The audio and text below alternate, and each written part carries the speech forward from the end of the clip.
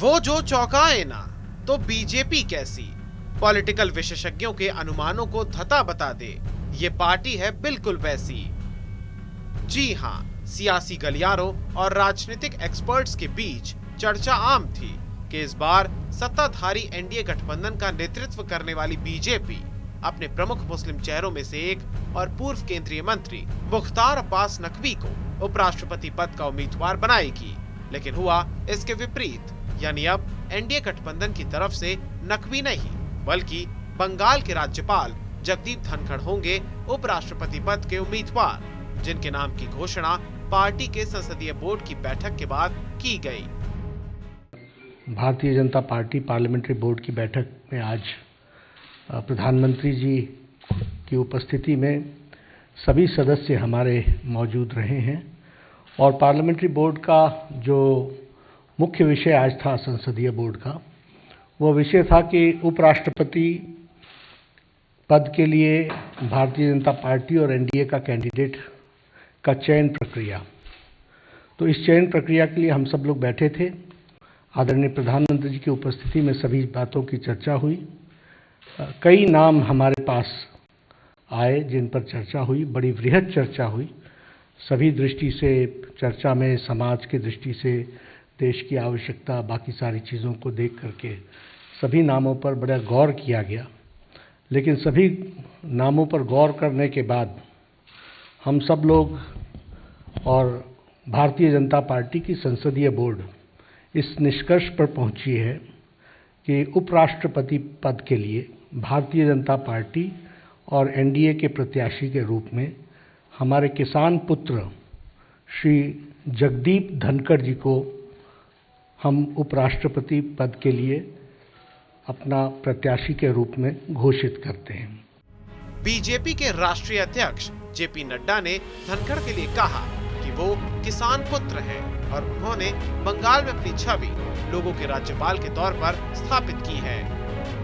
प्रधानमंत्री नरेंद्र मोदी ने भी जगदीप धनखड़ को उम्मीदवार बनाए जाने पर अपनी प्रसन्नता प्रकट करते हुए ट्वीट किए, जिसमें उन्होंने धनखड़ को किसान पुत्र कहकर संबोधित किया और लिखा, धनखड़ जी अपनी विनम्रता के लिए जाने जाते हैं।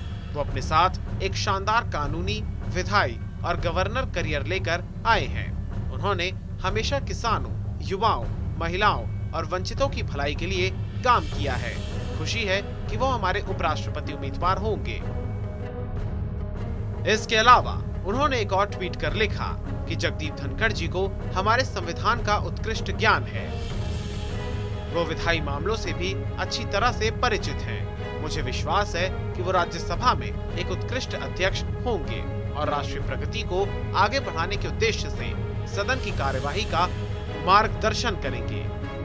दोनों ही ट्वीट में पीएम मोदी ने अपनी और धनखड़ की तस्वीर भी शेयर की। जगदीप धनखड़ और पश्चिम बंगाल की मुख्यमंत्री ममता बनर्जी के बीच टकराव की खबरों से सारा देश वाकिफ है।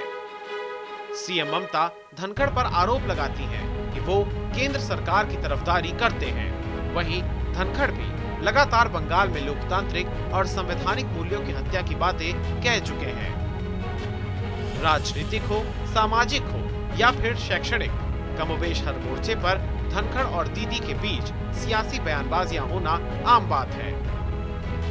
आपको बता दें कि देश के मौजूदा उपराष्ट्रपति वेंकैया नायडू का कार्यकाल 10 अगस्त को खत्म हो रहा है।